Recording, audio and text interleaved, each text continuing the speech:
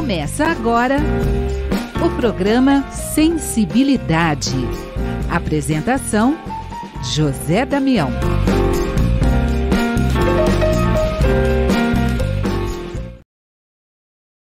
Alô, alô, alô, amigo ouvinte da Rede Boa Nova de Rádio, você que nos acompanha no YouTube, Tatiana Benites, gratidão, gratidão, gratidão. Estamos iniciando mais um programa Sensibilidade. No programa de hoje, a gente vai até ali, ó, em Itararé, pertinho ali do Paraná, bem pertinho do Paraná, e nós vamos fazer o Fernando de Souza. Ele vai conversar com a gente, aprendendo com os espíritos. Fernando de Souza, gratidão, obrigado por aceitar o convite. Obrigado. Vamos falar um pouquinho, então, desse aprendendo com os espíritos. É isso, Fernando? Perfeitamente, meu amigo. Muito obrigado pelo convite, Damião. Uma alegria estar aqui participando desse programa. E vamos lá, nesses próximos minutos, falar um pouquinho do que nós podemos tirar de aprendizado dos espíritos em trabalho mediúnico.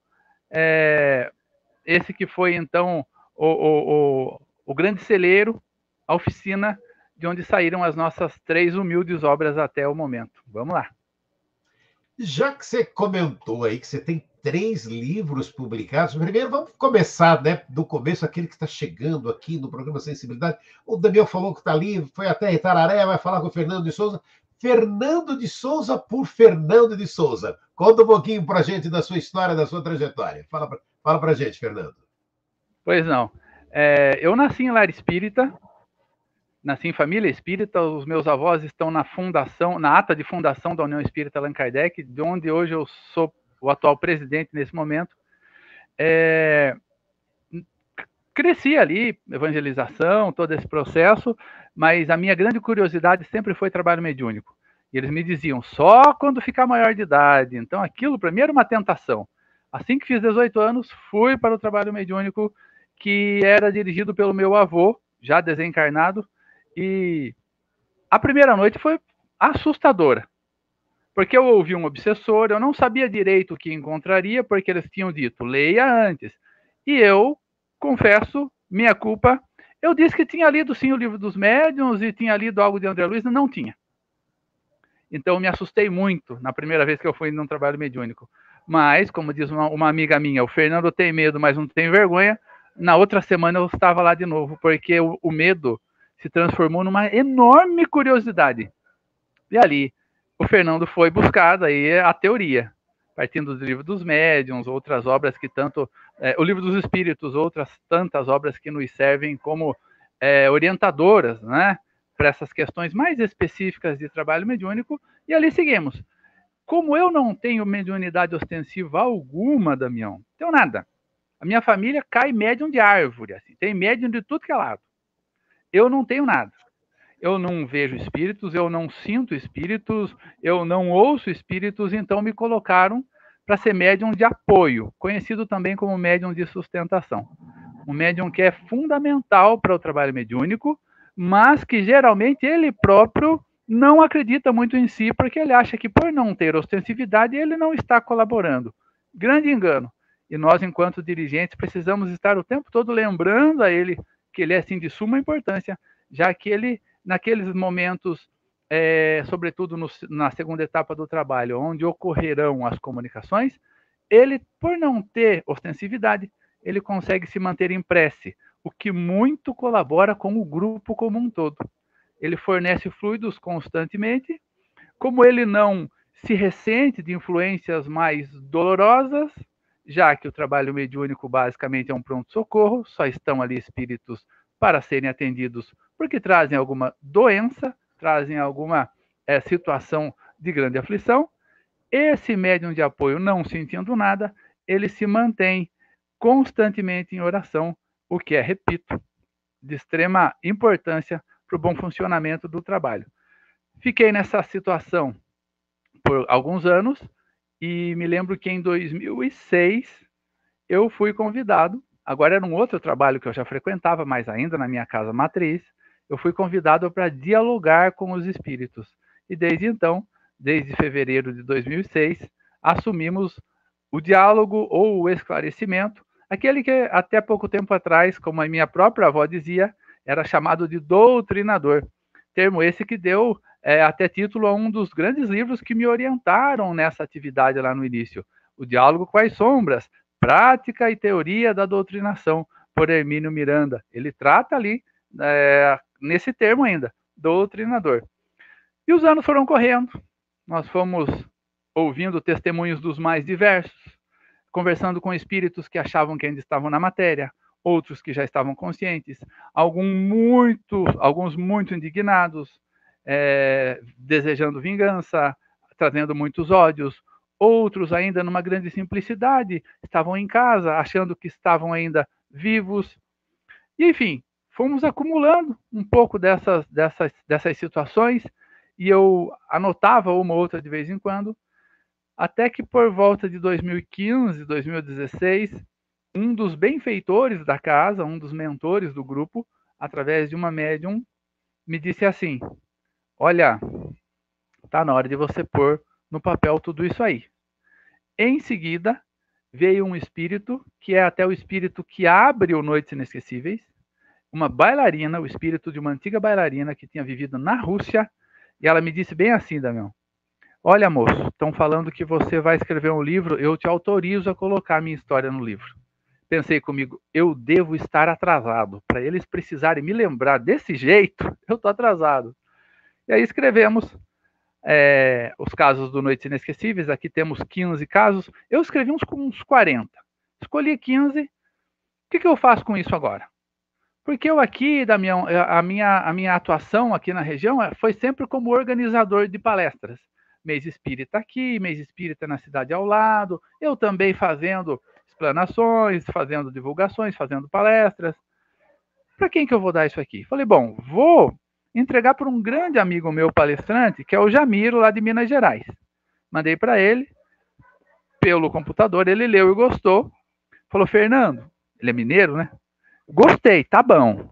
Mas eu vou vou mandar para um outro amigo meu que vai saber o que fazer melhor com ele. E para quem ele mandou?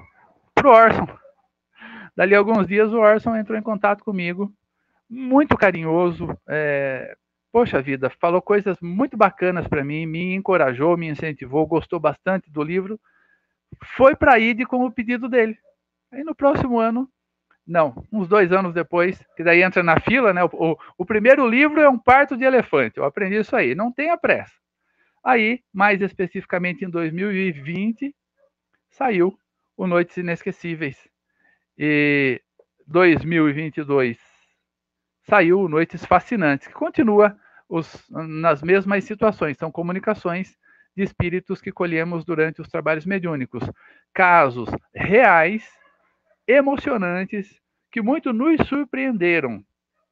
E essa foi a minha grande preocupação, muito bem embasados no Livro dos Médiuns, enfim, em Kardec. Porque, veja, como eu disse, o meu grande medo era que o livro não fosse doutrinário. Poxa, o livro vai ficar numa estante da loja, da livraria.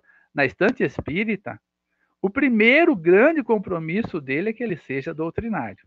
Então, todos trazem muitas referências e explicações daquilo que o espírito me disse, trazem lá o trecho do Livro dos Médiuns, Revista Espírita, a segunda parte do O Céu e o Inferno, o Livro dos Espíritos, Evangelho segundo o Espiritismo.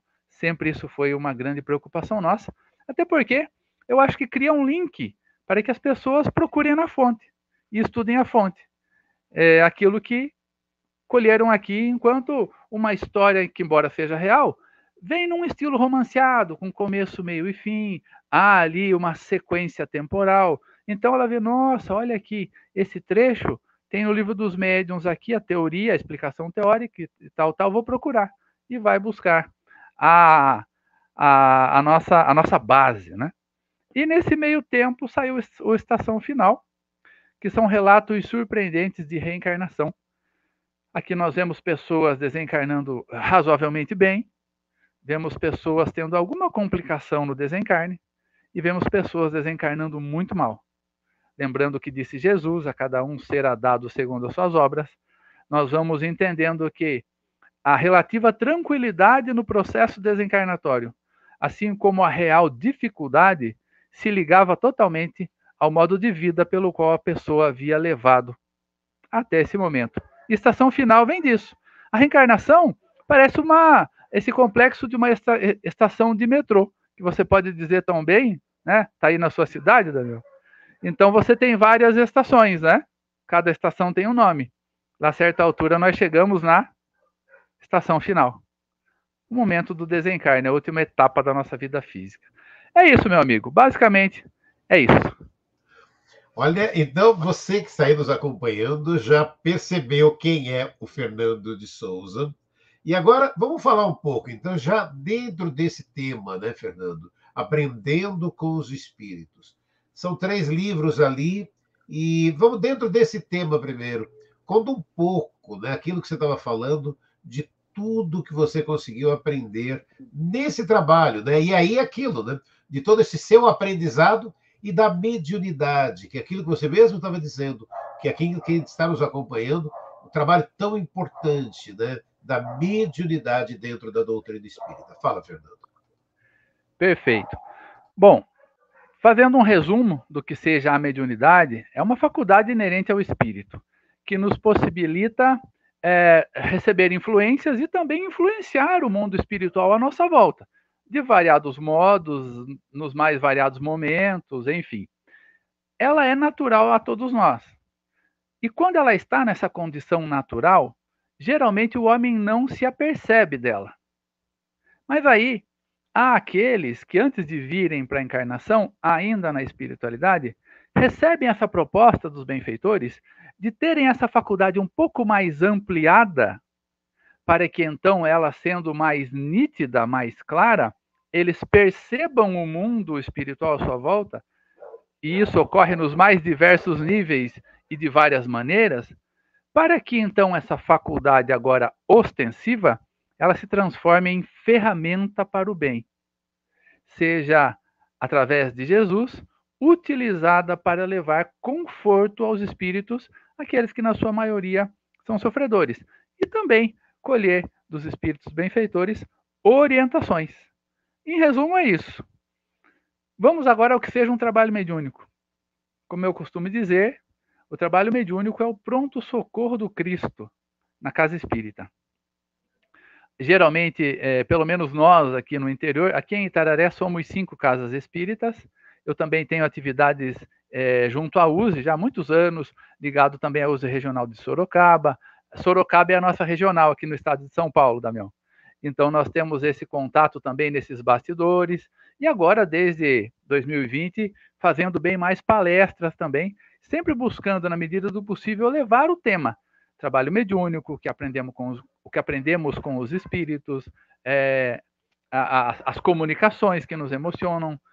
Porque, poxa, o trabalho mediúnico é algo tão interessante, é tão impactante, que eu pensava comigo, mais pessoas precisam saber do que ocorre aqui. Porque, como nos orienta Kardec no Livro dos Médiuns, o trabalho mediúnico é uma reunião fechada, não é aberta ao grande público. Por várias razões, não dá tempo de entrar nisso hoje, ou uma outra hora a gente vem tratar um pouco mais disso. Então, estão ali, em torno da mesa mediúnica, 8 pessoas, 10, 12, 14 no máximo. Poxa vida, e quanta história maravilhosa passa por ali, não é? Então, o trabalho mediúnico é o dia em que a casa espírita, no seu ambiente invisível, que é bem maior do que o ambiente de concreto, ela se abre para receber os sofredores espirituais, que geralmente perambulam pela cidade, que estão perdidos, que estão abatidos, também para espíritos revoltados, para aqueles que por ora ainda perseguem, que na doutrina espírita são conhecidos como obsessores, e são esses os mais doentes. Bezerra de Menezes, através de Manuel Filomeno de Miranda, pela psicografia do nosso Divaldo, nos dá conta que em uma noite de trabalhos mediúnicos com Jesus, são atendidos diretamente 300 espíritos. 300, 3 centenas. Eu me atrevo a dizer, Damião, porque esse livro é dos anos 90, eu me atrevo a dizer que depois de 2020 esse número ampliou bastante. Algumas razões aqui, rapidamente nós pensamos. Primeiro, Porque o planeta nunca teve 8 bilhões de habitantes como tem agora. E onde há encarnado, há espírito. À medida que aumenta a população de encarnados, amplia também a população espiritual no seu entorno. Segundo, como diz o Dr. Barry para Kardec, na Revista Espírita, toda vez que uma grande comoção afeta a humanidade, o encarnado, a humanidade encarnada, ela igualmente abala o mundo espiritual no seu entorno. Nós vemos isso em nosso lar, quando ocorre a Segunda Guerra e nosso lar se aflige. Durante a pandemia, nunca houve tamanha aflição no mundo espiritual à nossa volta. Aqueles que transitavam pela cidade. E então a Casa Espírita teve muito mais trabalho. Nesses trabalhos mediúnicos, então, onde 300 espíritos, como nos orienta Bezerra, são auxiliados diretamente, nós podemos dividir esse número em duas sessões, ou em 2 grupos, como queiram.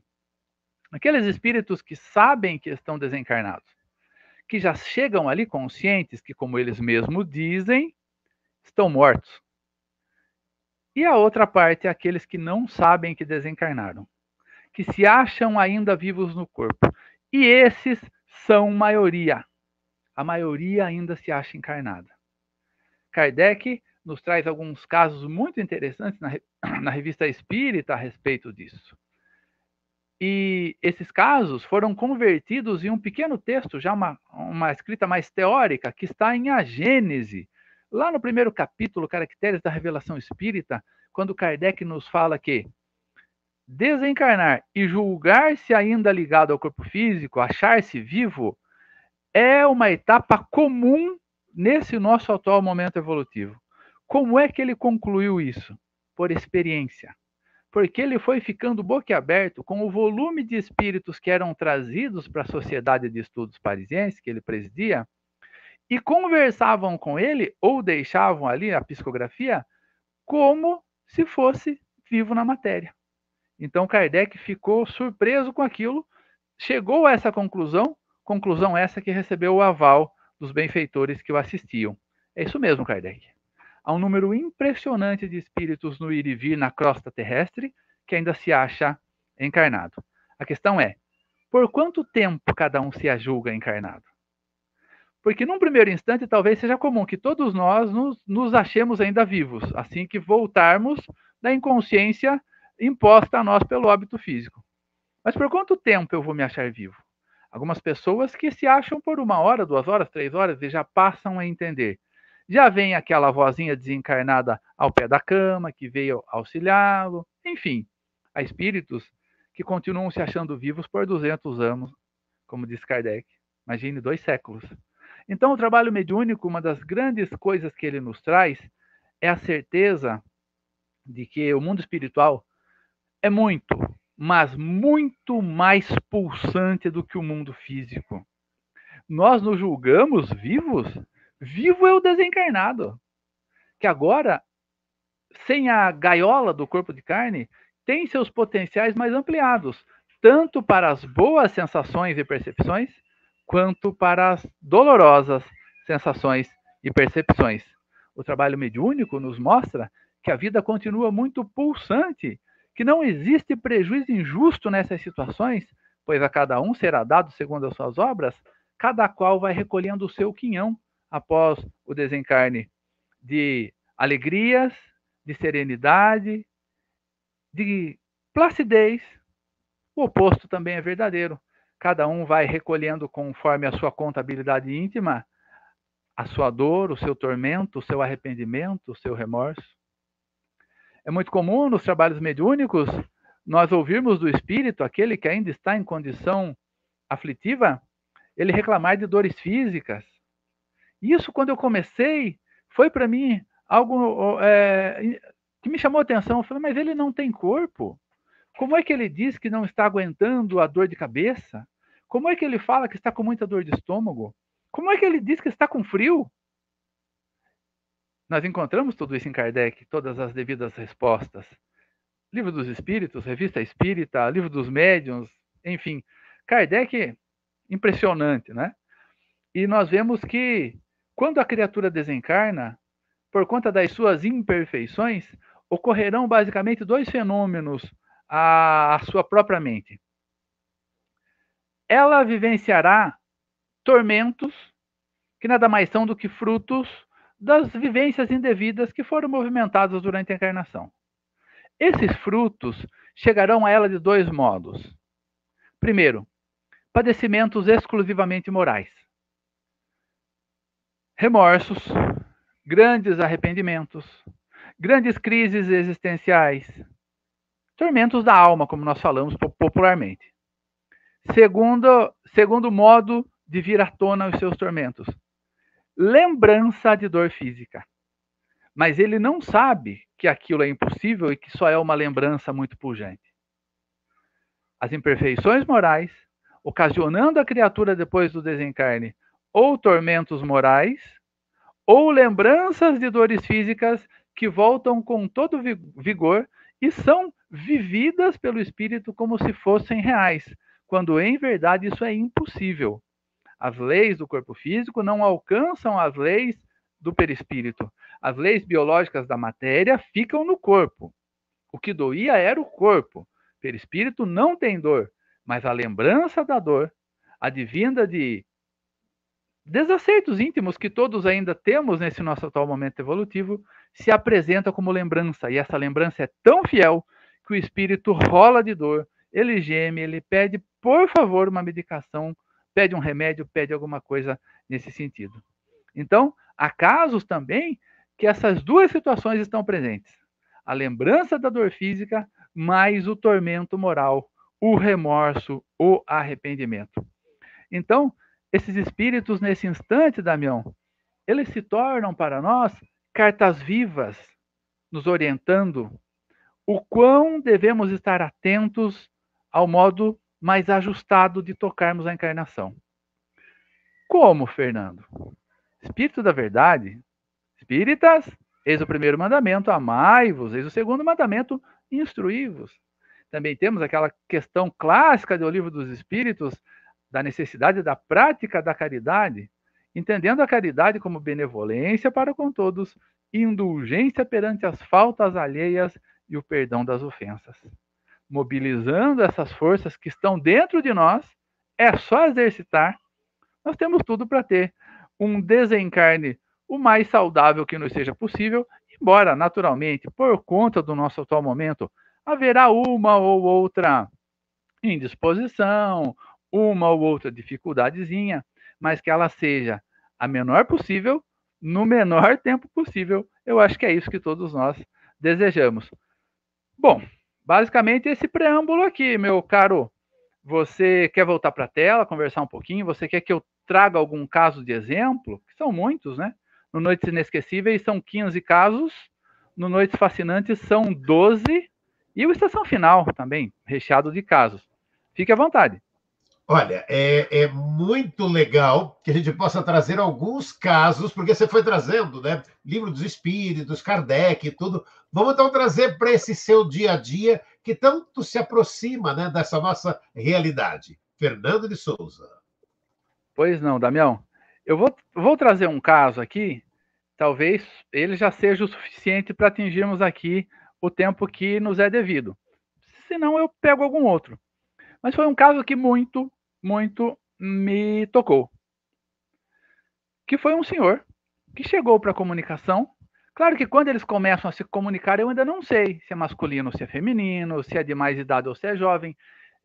Nós vamos tateando, né? Afinal, como eu disse, eu não tenho percepções mediúnicas alguma, pelo menos não ostensiva.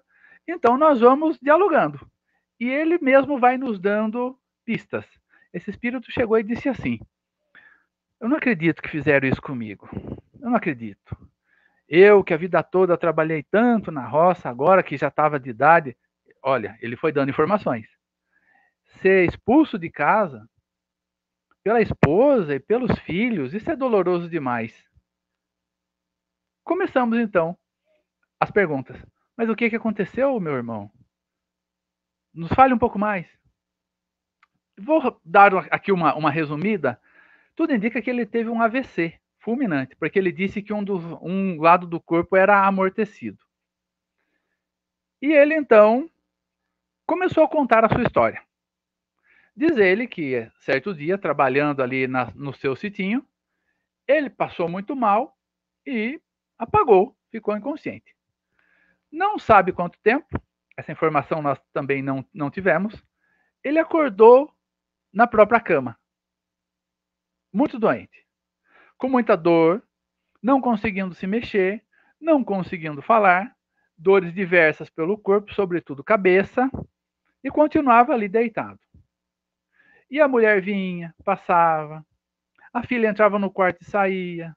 A mulher se deitava à noite e não falava com ele, ele não conseguia se comunicar, ele tentava cutucá-la, mas também era muito dificultoso para ele, porque o corpo estava amortecido. E ali ele diz que não sabe quanto tempo ficou, mas foi um tempo considerável.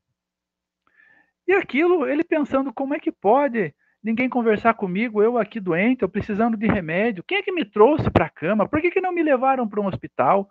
Muitas dúvidas misturadas ainda àquela dor, àquela aflição. Lá um dia, a filha entrou no quarto junto com a mãe, foram até o guarda-roupa que estava de frente à cama, abriram o guarda-roupa e a filha, então chorando, falou assim: a senhora já deu as roupas do pai? E a mãe respondeu: eu entreguei para o padre, para ele distribuir lá na igreja. E a filha disse: eu não acredito até agora que o pai morreu. O espírito tomou um baque. E, passado um grande susto no primeiro momento, ele começou a refletir, a pensar bem, mas espera aí, será que é por isso que não falam comigo? Mas eu aprendi que morrer a gente vai para o céu ou para o inferno. Eu sempre fui um homem honesto, eu me via como um homem bom, era para eu estar num bom lugar. Enfim, olha aquilo que Kardec explicou em A Gênese, Caracteres da Revelação Espírita. O que ele fez? No auge do desespero, ele conseguiu rolar da cama e com muita dificuldade arrastar-se à sala da casa. Conseguiu subir no sofá, também com muita dificuldade, naturalmente, e ali ele ficou. Continuava muito doente. Ninguém vendo, ninguém conversando com ele, ele cada dia mais aflito. Passado um tempinho, veio uma comadre visitar a sua esposa, agora viúva. A comadre trouxe uma outra senhora com ela. Essa senhora era médium, tinha mediunidade ostensiva. Conversaram um pouquinho, tomaram um café. Essa comadre visitante estava ali consolando a sua comadre agora viúva. Na hora de partirem, na hora de ir embora, essa outra visitante que acompanhava a comadre disse assim: minha senhora, o seu marido ainda está aqui, ele não foi embora e ele está bem doente. A esposa e as filhas se desesperaram. Meu Deus, mas como é que pode? Como é que Deus permite? Mas, meu Deus, será que isso é verdade? É sim, ele está aqui, ele ainda sofre. A filha tomou coragem e perguntou: mas o que a gente faz, minha senhora? E essa senhora, então, médium, orientou: o certo é vocês fazerem uma novena, porque veja, essa médium, ao que tudo indica, não era espírita. Até porque mediunidade não é atributo exclusivo do espírita, né? Ela está desde de sempre conosco, presente em todas as religiões, em todos os países, em todas as classes sociais, idades diversas, até entre ateus. Ela é uma faculdade inerente do espírito, como falamos. Essa médium orientou que fizesse uma novena, que fossem chamados os outros filhos e fizessem então essa novena, e ela se propunha a vir participar dessa novena. No dia seguinte, esses eventos começaram. Logo na primeira noite, assim que a novena foi concluída, a filha voltou e perguntou para essa senhora médium: e agora, o que a gente faz? E olhem o que a médium respondeu: vocês têm que orar pedindo para ele ir embora. O lugar dele não é mais aqui. Ele tem que buscar a luz. Rezem para ele, seguir o caminho dele. Começaram a rezar para o homem sair da casa. Olha só. Já fica aqui para nós uma grande lição. Se você, amigo, amiga que nos ouvem, que nos acompanham, que nos assistem, perceber, ou alguém perceber que o ente amado está de volta à casa, isso é comum. É comum no nosso atual momento evolutivo. Não se assuste, não se atemorize de nada. Isso é algo natural dessa etapa. Eu tenho um conhecido que veio e falou: Fernando, estão vendo o pai lá em casa. Depois de um mês, mais ou menos que isso, que o pai dele havia desencarnado. Ele falou, o que eu faço? Nós estamos muito preocupados. Ele é um espírita, mas não é assíduo nos estudos, enfim, então tinha muitas dúvidas. Eu falei, tá tudo certo. O que a gente faz? Reza para ele ir embora? Eu falei, não faz isso. Orem sim, movimentem recursos de prece e oração, mas pedindo para que ele esteja sendo amparado, independentemente de onde esteja. Ele falou, Fernando, mas tá certo ficar lá em casa? E eu brinquei com ele.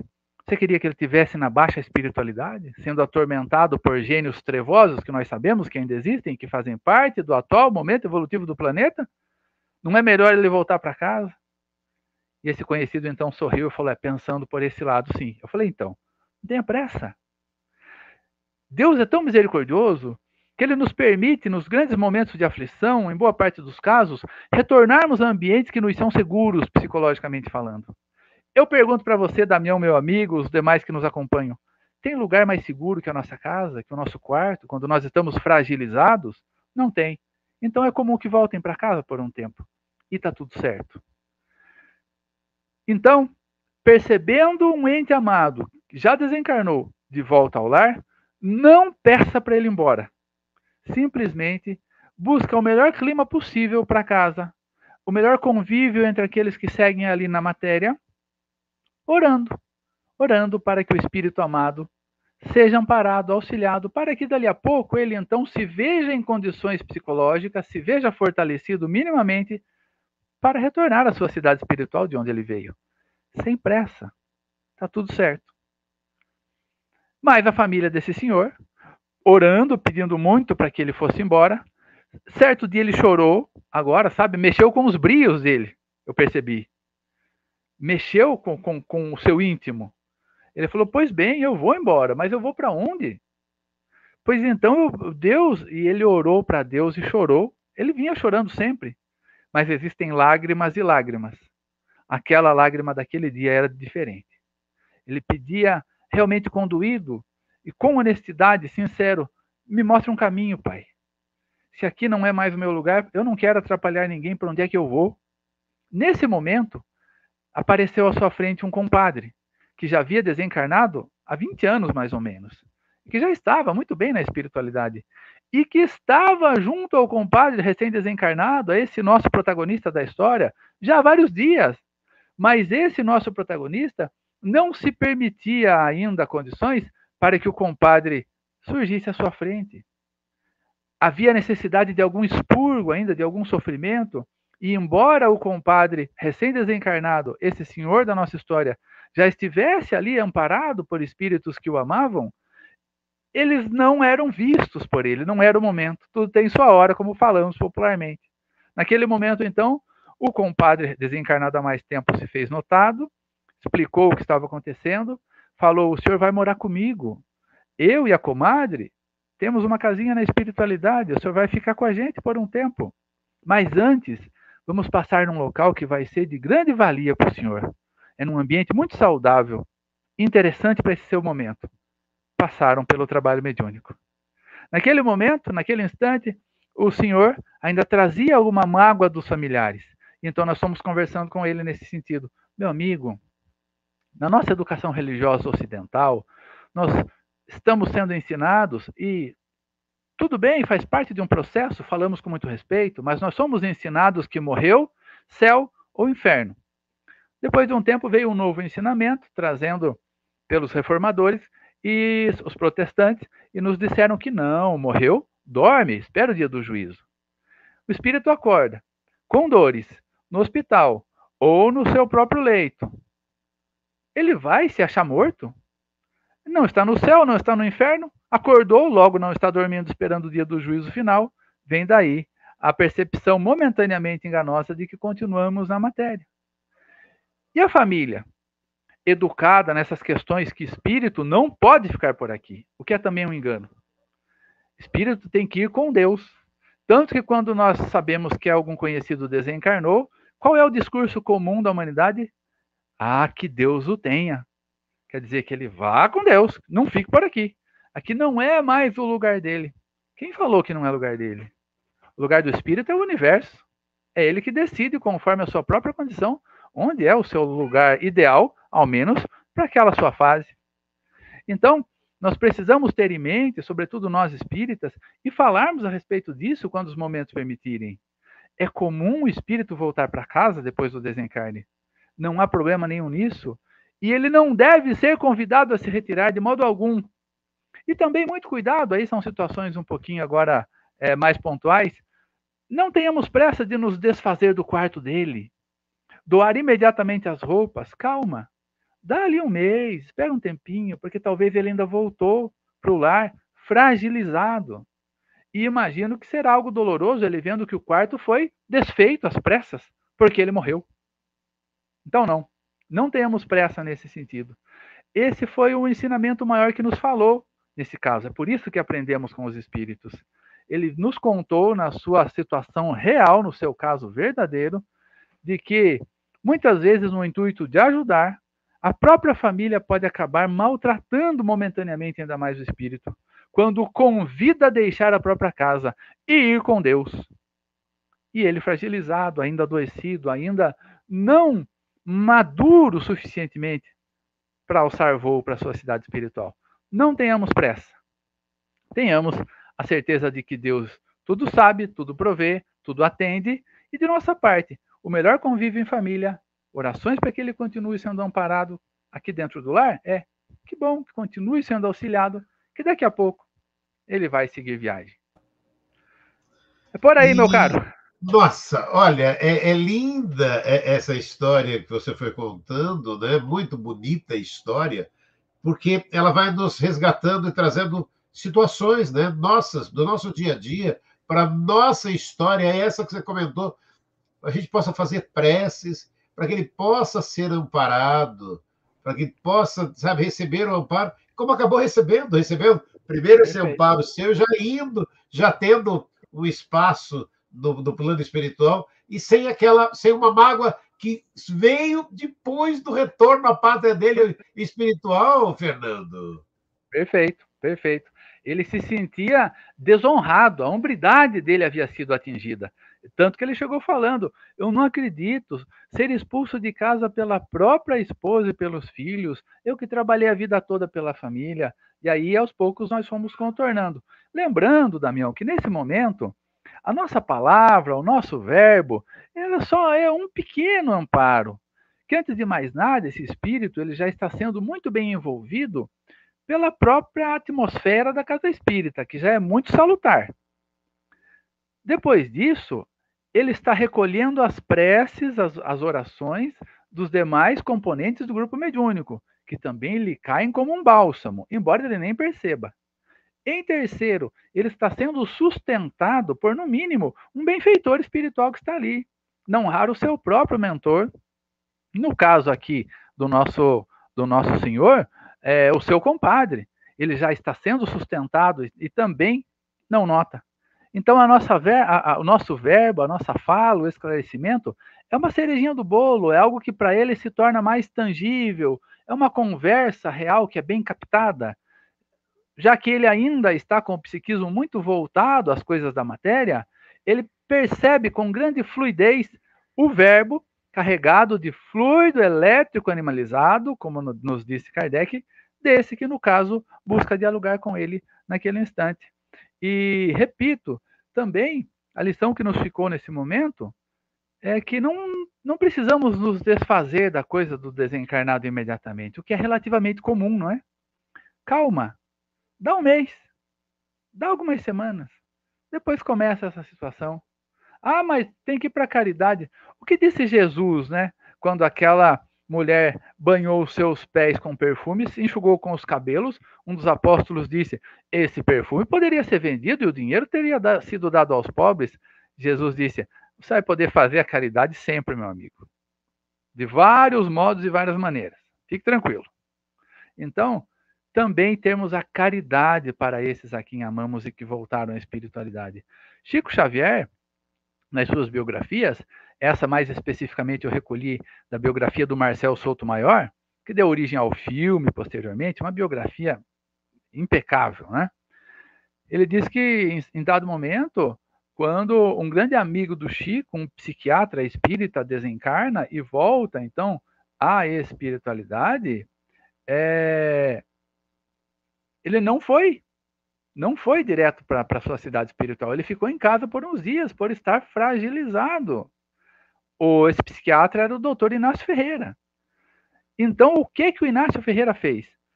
Foi no sonho do Chico, enquanto o corpo do Chico dormia, foi procurá-lo, aflito, e falou: Chico, por favor, a minha esposa vai doar toda a minha biblioteca amanhã e eu ainda não estou em condições de abrir mão dela. Hoje eu vejo o quanto eu ainda tenho de imperfeições, eu preciso ficar em casa mais alguns dias e eu não estou preparado a abrir mão da minha biblioteca. A biblioteca era a vida dele, dentro da casa dele, um cômodo próprio. No outro dia de manhã, o Chico ligou para a viúva e falou: minha querida, o nosso amado Inácio pede para que você espere mais um pouquinho para se desfazer da biblioteca. Ela entendeu. Falou: ah, Chico, pois não, vamos esperar. Dali algumas semanas o nosso Inácio foi para a espiritualidade e hoje é bem sabido que é um grande trabalhador, né, da espiritualidade, dos espíritas mais especificamente, nos trazendo obras e etc. Veja só. Então, sem pressa. E não há problema algum o espírito voltar para casa um pouquinho, faz parte. Não, lindo esse depoimento, né? Lindo esse momento. E essa história está no seu livro, nesse primeiro livro? Não, essa está no segundo, está no Noites Fascinantes. Noites Fascinantes. Olha, eu olho para o tempo agora aqui e falo: nossa, só tem mais 3, 4 minutinhos. Deixa eu deixar esse espaço. Queria que você falasse mais um pouco dos livros seus. E, inclusive, eu tenho um deles, eu tenho aqui, né? Que é o Noites Inesquecíveis, que é o primeiro livro do Fernando de Souza. Vamos fazer, para a gente encerrar esse nosso bate-papo, eu queria que você falasse mais uma vez um pouco do Noites Inesquecíveis e dos outros 2 livros seus aqui.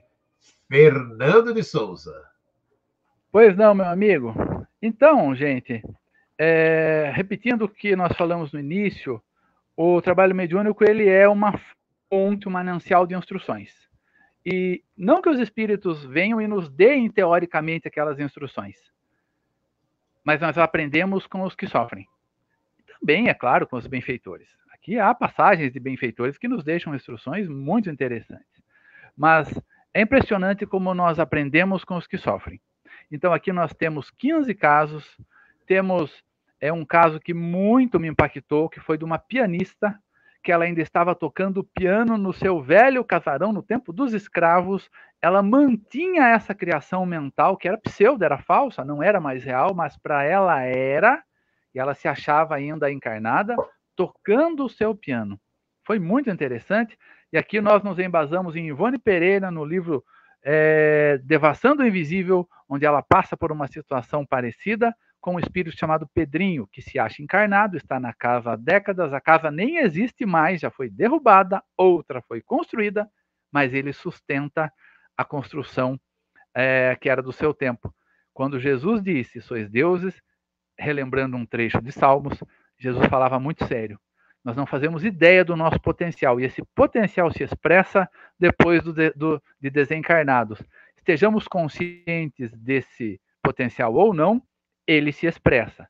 Então, aqui temos 15 casos colhidos diretamente dos trabalhos mediúnicos, onde estamos na condição de esclarecedor, de dialogador, antigamente chamado de doutrinador.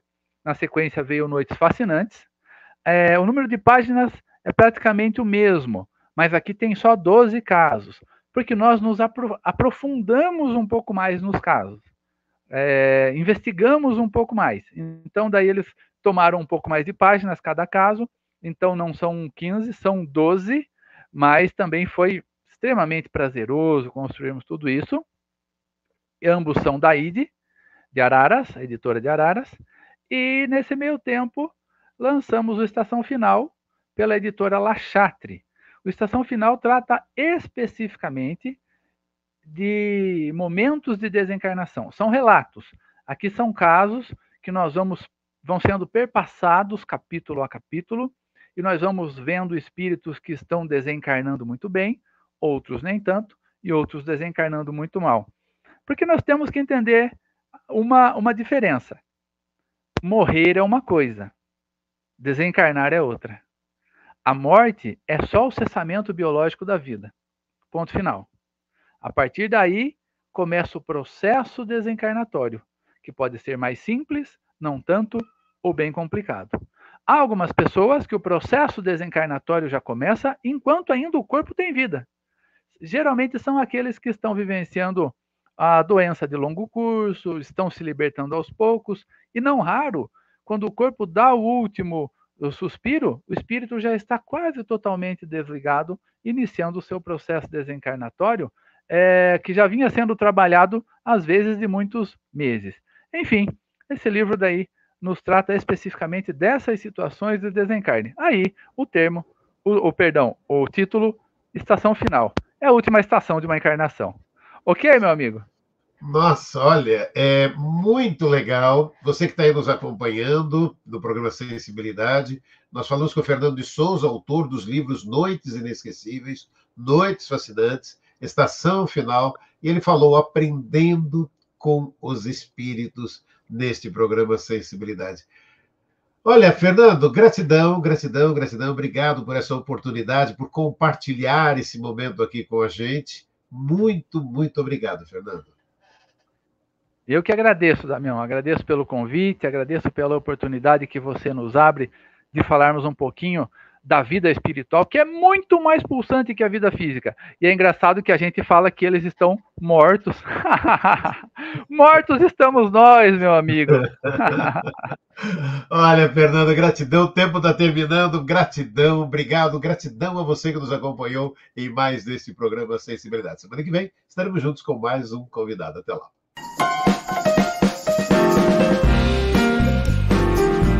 Você ouviu o programa Sensibilidade.